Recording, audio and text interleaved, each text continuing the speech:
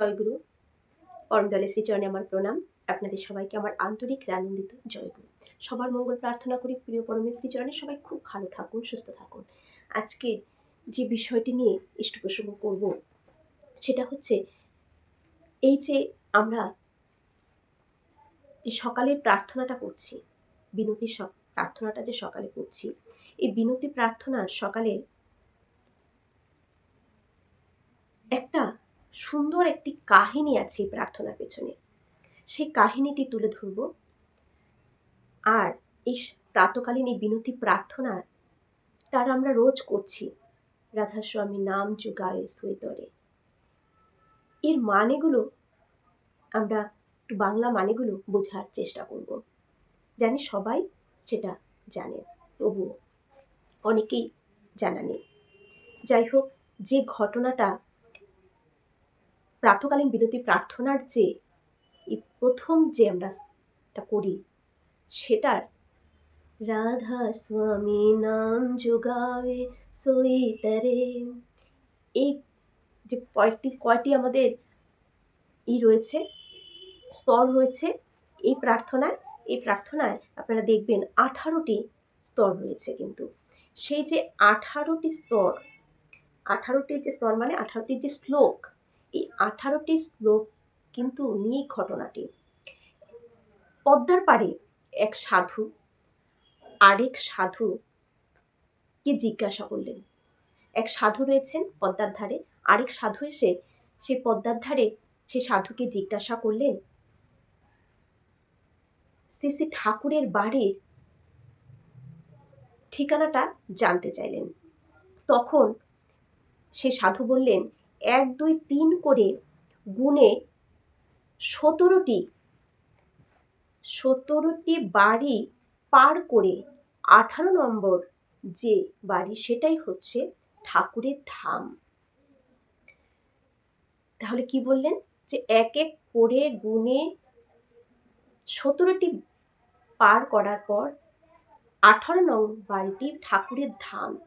তাহলে এই যে সকালে যে আমরা বিনতি প্রার্থনাটা করছি, রাধা স্বামী নাম যোগায়ে সোই তরে, কলে কলেশ সব নাশো সুখ পাওয়ে সব দুঃখ হরে, এই যে আমরা পড়ছি, এটার 18টা রয়েছে।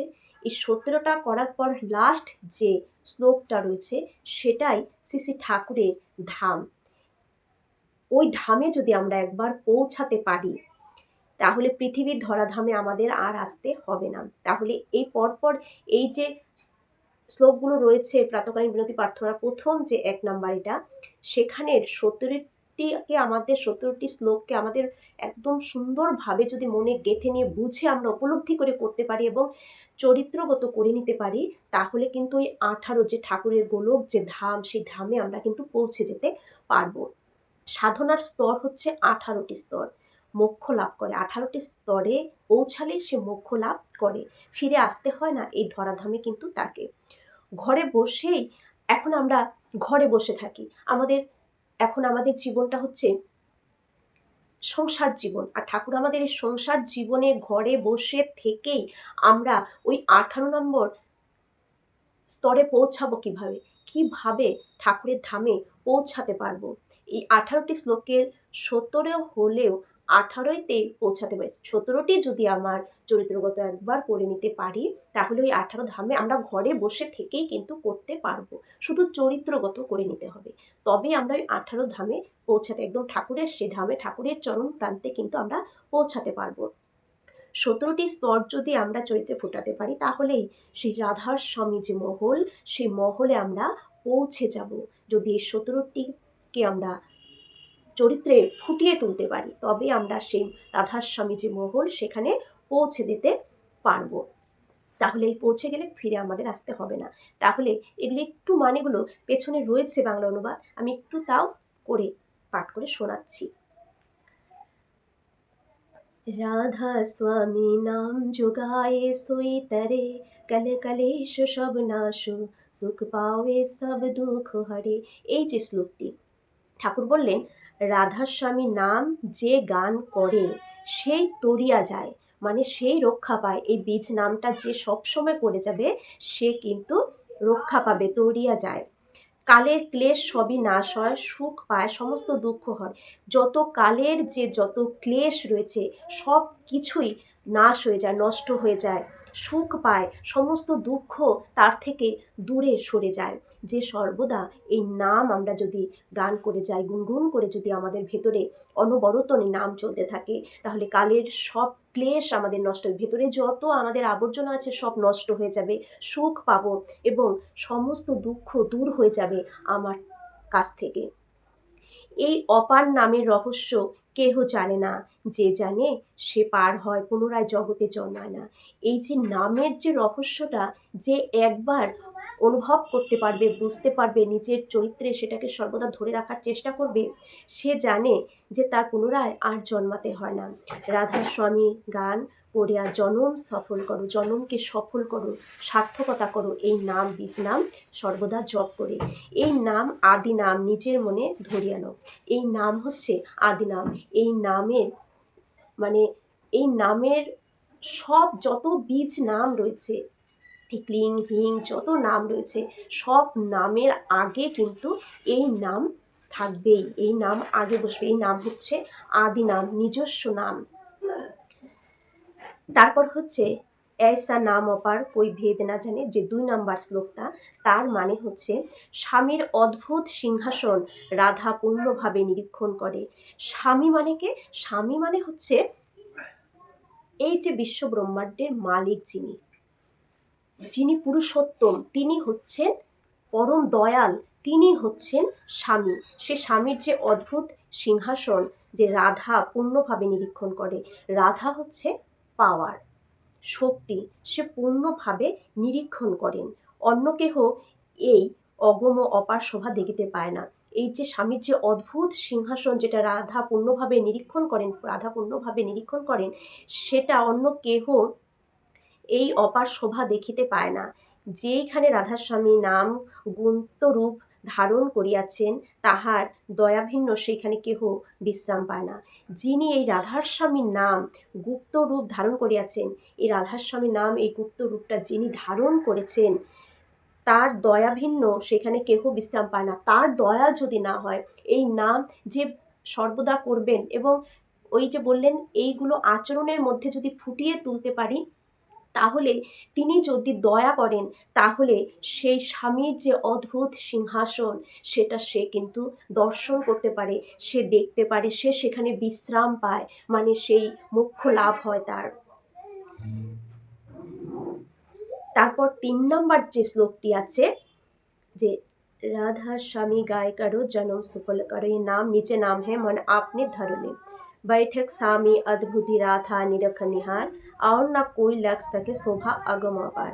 যে স্বামী যে বসে রয়েছেন, সেটা সেই গুপ্ত রূপভাবে যে ধারণ করিয়েছেন, সে দয়া করলে আমরা সেই সিংহাসন বা সেখানে আমরা বিশ্রাম পাবো, সেখানে আমাদের মোক্ষ লাভ হবে, আমরা সেখানে পৌঁছাতে পারবো সেই ধামে।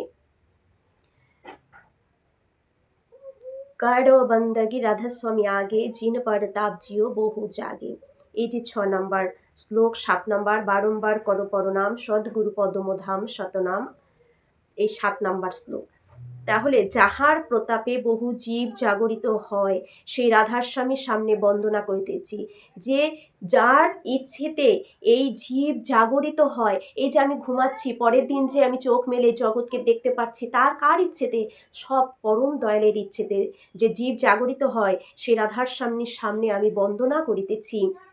সদ্গুরুর পাদপদ্মে সত্যধামে ও সত্য নামে পুনঃ পুনঃ প্রণাম করিতেছি। আদি অনাদি ও অনামী সন্তস্বরূপ নিজ ধাম ছাড়িয়া আসিয়া ভবসাগরে নৌকা লাগাইয়াছেন। তিনি নিজ ধাম থেকে এই ভবসাগরে, এই আমাদের এই মর্তে এসে তিনি কি লাগিয়েছেন? ভবসাগরে। এটা তো ভবসাগর, এই আমাদের যে সংসারে যে ভব মায়া জাল, সেখানে একটা সাগর, এটা একটা সমুদ্র আমাদের। সেই সমুদ্র জল যেমন এরকম চলে, ঠিক আমাদের জীবনটাও এই গতিতেই চলে। তাহলে এখানে তিনি নৌকা লাগিয়েছেন, ও আমার মতো জীব সকলকে তাহাতে চড়াইতেছেন এবং শব্দ বিশ্বাস করাইয়া ও শ্রুতের কথা শুনাইয়া ভ্রম কর্ম হইতে রক্ষা করিতেছেন। তিনি এই ধরাধামে এসে নৌকা লাগিয়েছেন, সেই নৌকায় আমাদের মতন জীব সকলকে সবাইকে সেখানে চড়াইতেছেন। সেখানে এই যে বীজ নামটা পেয়েছি, এই যে নাম করছি, তার মতন চলার চেষ্টা করছি, এটাই হচ্ছে তার নৌকায় আমরা উঠতে পেরেছি। অনেকে উঠতে পারেও না, অনেকে স্পর্শও করতে পারে না, আবার অনেকে উঠেও চুপ করে বসে থাকে। তা করলে হবে না, সেই সবাইকে সেই নৌকায় তিনি কিন্তু চড়াচ্ছেন, ধরছেন, নিয়ে যাচ্ছেন।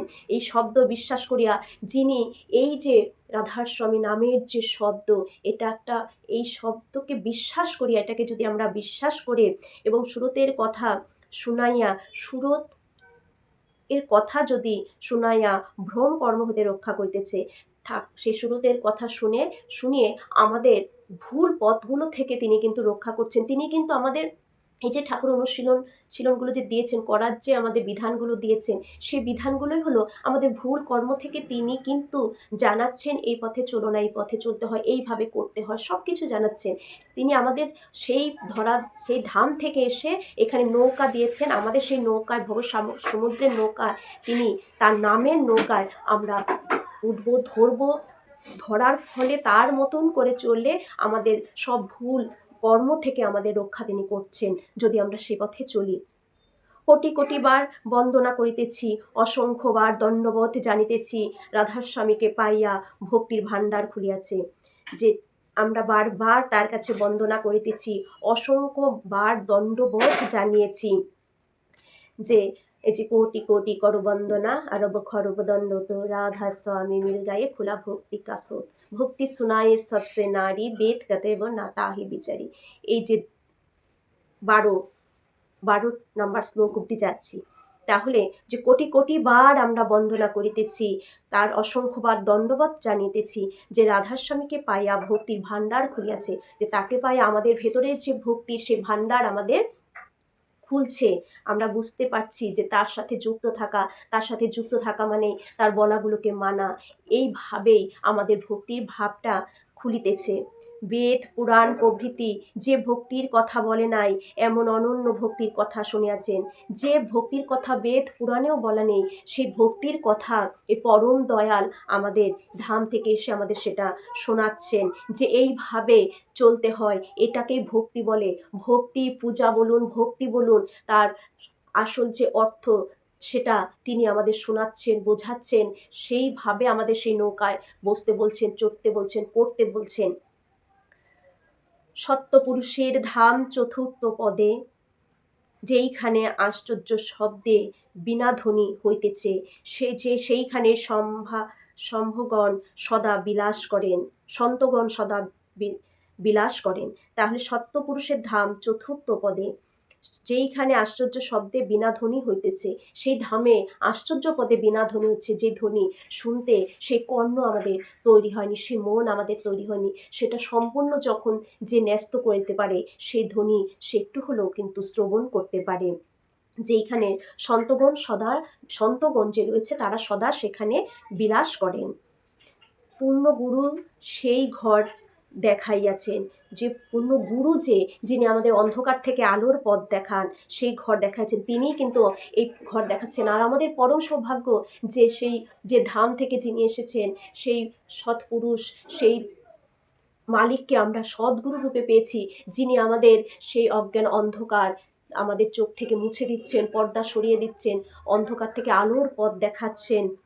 তিনি সেই হচ্ছে গুরু, যিনি আমাদের অন্ধকার থেকে সঠিক পথ দেখানোই হচ্ছে, অন্ধকারটার থেকে সঠিক পথ যে দেখাবে সেই হচ্ছে গুরু। সম্মুখে অলক্ষ পুরুষের দরবার, সুরত তত্ত্ববস্তু দেখিতে পারো। তারপর অগম পুরুষের দরবার, যেইখানে কোনো কোনো সন্ত পুরুষ বিহার করেন। মানে এক একটা পরপর স্তর আসতে থাকবে, ধীরে ধীরে ধীরে ধীরে। যেমন অলোক পুরুষের দরবার, তারপর রয়েছে সুরত তত্ত্ববস্তু দেখিতে পায়, তারপর অগম পুরুষের দরবার, যেখানে কোনো কোনো সন্ত সুরত বিহার করেন। সেইখান থেকে অবিনাশী রাধাস্বামী মহল দেখিয়া তথায় প্রবেশ করে।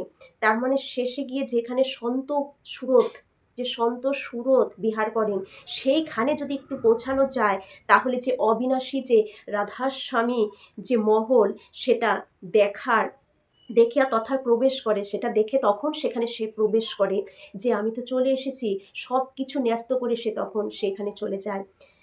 এবং সুরত অত্যন্ত মগ্ন হইয়া অনামী পুরুষে বিলীন হয়ে যায়। তখন সুরত অত্যন্ত মত্ত হয়ে সেই যে অনামী পুরুষ, সেই পুরুষের সাথে বিলীন হয়ে যায়, সেই পুরুষের সাথে সে একদম মিশে যায়।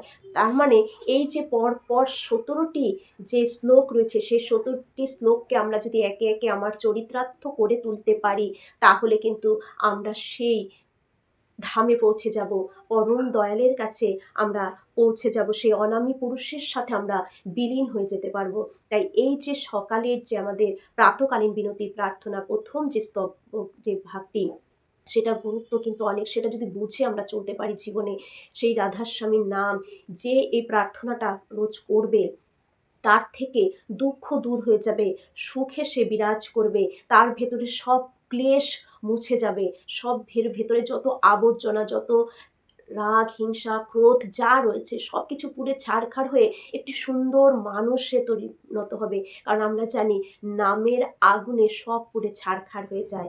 তাই এই রাধাস্বামী নাম, राधा स्वामी नाम जुगाए सोई तरे, कल कलेश सब नाशे सुख पावे सब दुख हरे। সব সুখ পায়, সব দুঃখ দূর হয়ে যায়, সব ক্লেশ নাশ হয়ে যায়। কিন্তু তিনি এই ধাম থেকে, তিনি এই মর্তে যে নৌকা তিনি প্রেরণ করেছেন, সেই ভবসাগরের যে নৌকা তিনি প্রেরণ করেছেন, সেই নৌকায় আমাদের সবাইকে আহ্বান করছেন, সবাইকে চড়াচ্ছেন।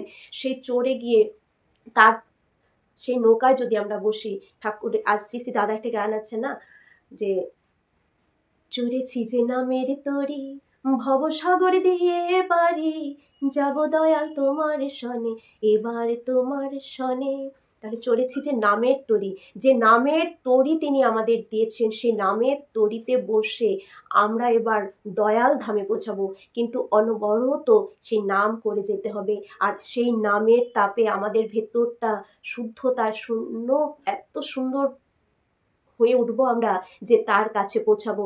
তার সেই যে শব্দ, তার নামের যে শব্দ, সেই শব্দের আওয়াজ আমরা শুনতে পারবো, আমরা পৌঁছাতে পারবো তার ধামে। সুন্দর, অন্তত তিনি খুশি হবেন। নিজের জীবনে তো সার্থকতা আসবেই। এই যে একটা জীবনের সৌন্দর্যতা কোথায়? সুন্দর আচরণ, সুন্দর ব্যবহার, সুন্দর চলন, সুন্দর কথাবার্তা, এটাই তৈরি হয়ে যাবে যদি আমরা তার সেই নামের তরিতে একবার উঠে যেতে পারি। জয় গুরু।